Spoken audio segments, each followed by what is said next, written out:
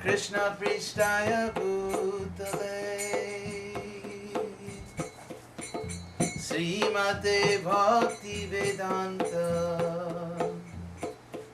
Swaminiti Namine Om Vishnu Padaya Krishna Prishtaya Bhutale Srimate Bhakti Vedanta Swaminiti Namine Namaste Saraswati Deve Gauravani Pracharine Nirvishesha Shunyavadi Paschatya Desha Tarine Namaste Saraswati Deve Gauravani Pracharine Nirvishesha Shunyavadi Paschatya Jaya Sri Krishna. Sometimes I think, taking sannyasa at the age of 23, especially coming from the background I did, it's like those cartoons where some guy's running on the roof of the building, he runs off the roof, and he's running in midair, and he doesn't fall until he looks down. Right? It's like when he looks down, and he falls. And so, I just didn't look down. Then eventually I was on another roof. So somehow or other, it really was like what Krishna says in the Bhagavad Gita, a higher taste. It was the taste of teaching Krishna consciousness, trying to help other people to come to Krishna. Really is ecstatic. It really is a higher taste. And so it was that higher taste. It was Prabhupada's mercy. It was Prabhupada's Krishna special mercy that somehow they blessed me to be able to continue this life and go on. Like they used to say about Timex watches, it takes a licking, but it goes on ticking. So somehow or other, I was able to continue doing this, which is really, like I said, I think it's a credit to my wife, her generosity and her Krishna consciousness, a credit to the power of Krishna consciousness, Prabhupada's mercy, Krishna, the sheer ecstasy of teaching Krishna consciousness.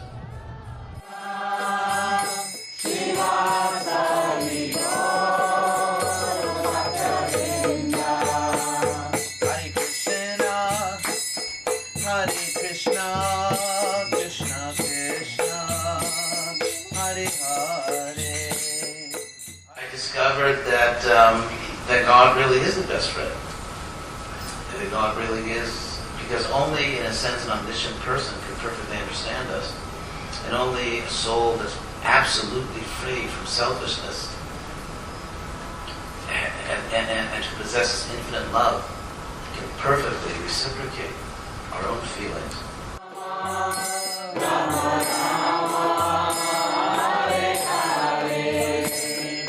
Hare Krishna, Hare. I felt bound. I felt existentially, ethically, spiritually bound to pursue what I knew to be the truth.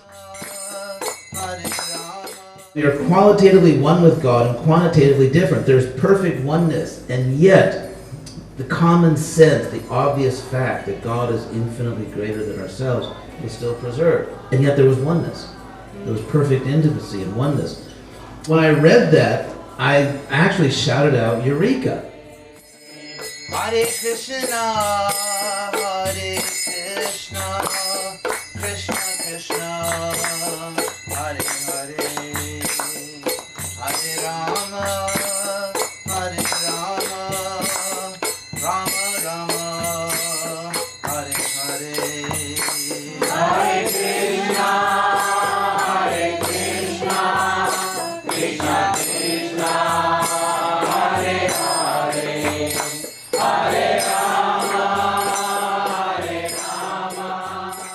When I first joined an ashram in Berkeley, California, I moved in to the ashram there, the spiritual ashram.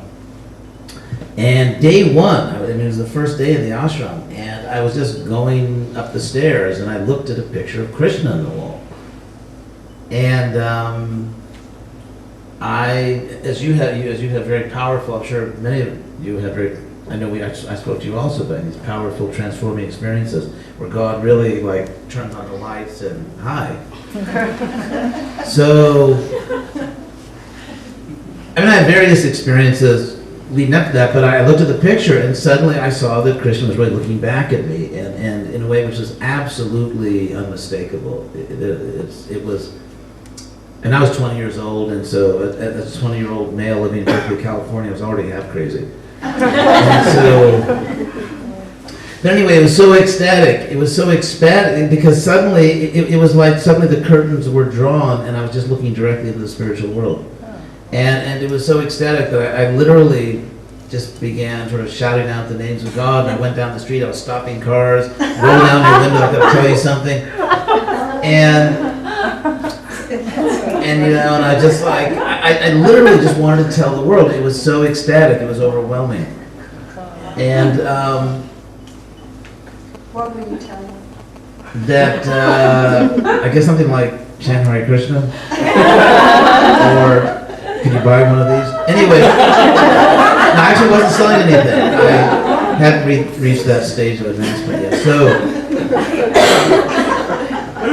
I remember I got on the phone. I called my brother, who was a graduate student at the University of Connecticut in history, and said, anyway, I was just beside myself with spiritual ecstasy. I had the experience also in Vrindavan, a place where Krishna lived, a famous holy place in India, of just where suddenly you just look right into the spiritual world, and it's maddening. It is so ecstatic. It is so beautiful that it's just almost like maddening, the intensity of the bliss. And so I have become, I would say, in my own imperfect, if you think you shall, in my own imperfect way, somehow or other I become very attached to that relationship, that friendship with a perfect, infinitely beautiful person.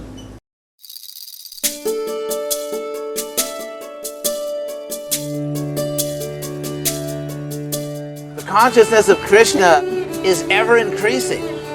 It's ever increasing, and the idea that there's no ceiling, that it's not that you come to some point and, well, you've won our grand prize, and it's like you go to a university and you get a PhD and they say congratulations, and that's a terminal degree in the sense that it'll kill you economically. Get a PhD.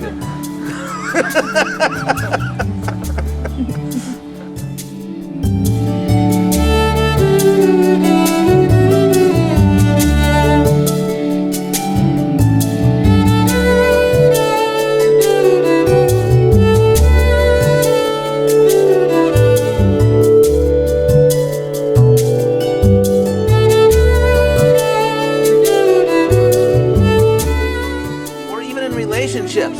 It's like people fall madly in love and then get to know each other. And, hopefully they'll become friends. So,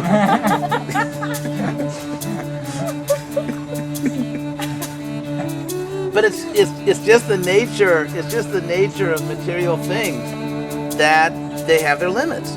For example, human beings only run so fast.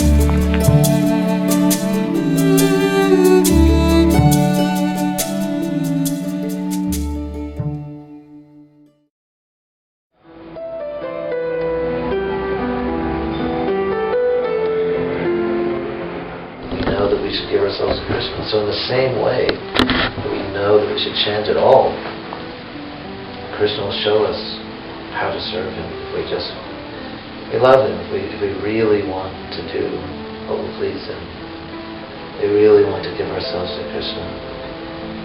Go anywhere that will please Krishna. It's the greatest thing in the world to have Krishna guiding your life. Become free of all fear, free of all anxiety, because Krishna is in charge. It's so great just to give yourself to Krishna. It's a foolish burden, foolish, miserable burden to try to declare one's independence from Krishna. Because if we depend on Krishna, He'll give us the perfect measure of independence.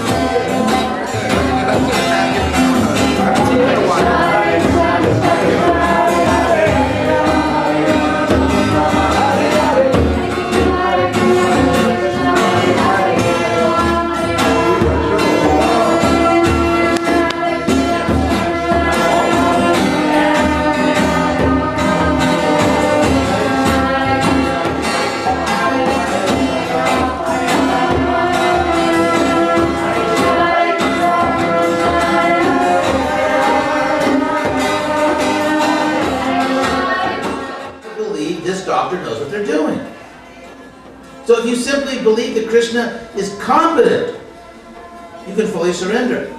It is not Krishna's desire to bring you back to the spiritual world as a very pious, frustrated soul.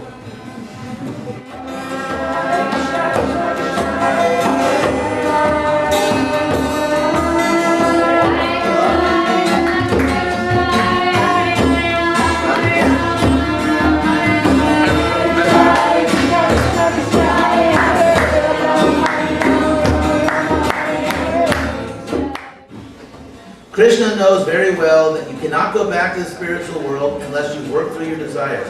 And therefore, if we surrender, if we trust Krishna, that He knows what He's doing, Krishna will arrange that our material desires are satisfied more efficiently than if we tried to take the matter into our own hands.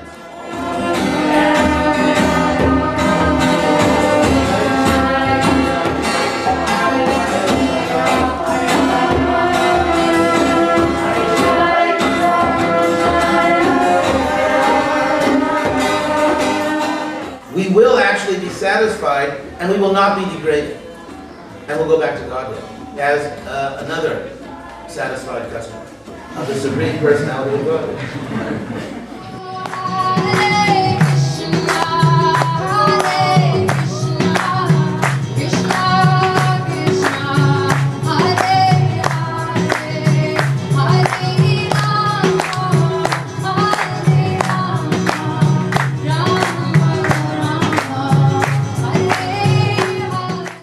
Simply give yourself to Krishna because He knows what He's doing. You will get a unique, special program that's only for you, in which Krishna will perfectly take into consideration all of your desires, your hopes, your dreams, your madness, everything. Krishna will give you your own personal program.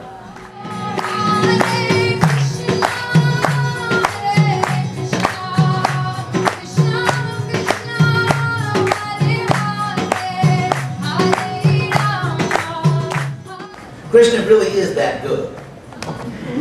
He really is that good.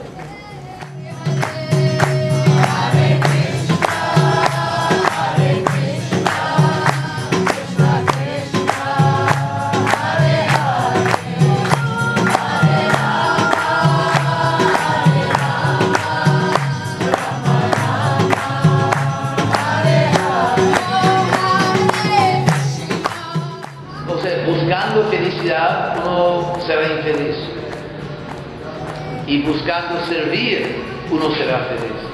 La forma más eficiente de ser infeliz es de buscar felicidad. En el sentido de que yo quiero disfrutar. En cuanto más uno trata de disfrutar, más uno no disfruta. Y cuando uno se desapega, simplemente trata de servir, trata de hacer el bien, trata de satisfacer, complacer a Dios, uno se satisface a sí mismo.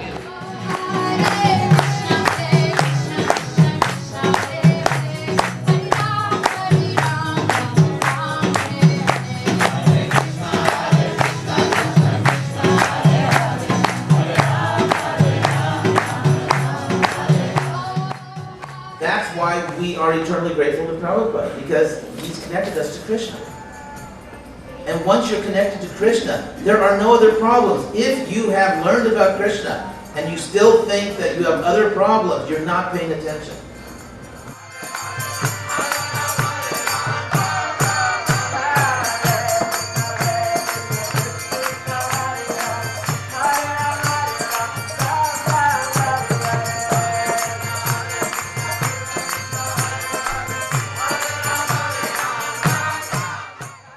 So if you have really made up your mind, every one of us has to decide, do I really want Krishna? I've never heard of anything which comes close to Krishna. There are no other contenders.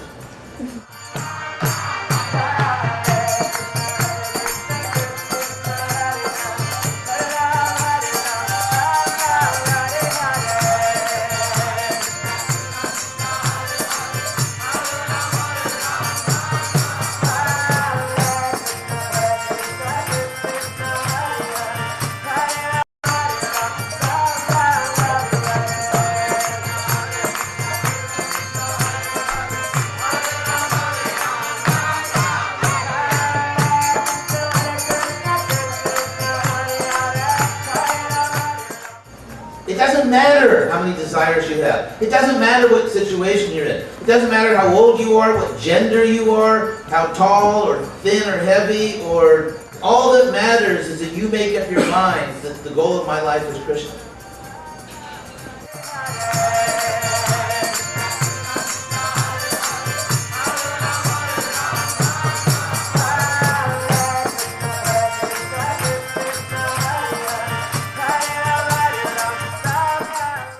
And Krishna is offering. You take all your problems. You take all your problems and give them to me. Except only one problem in your life. And that is, how can I satisfy Krishna? And if you just focus on that, Krishna will focus on everything else. So, Krishna is everything. Actually. And this is real knowledge.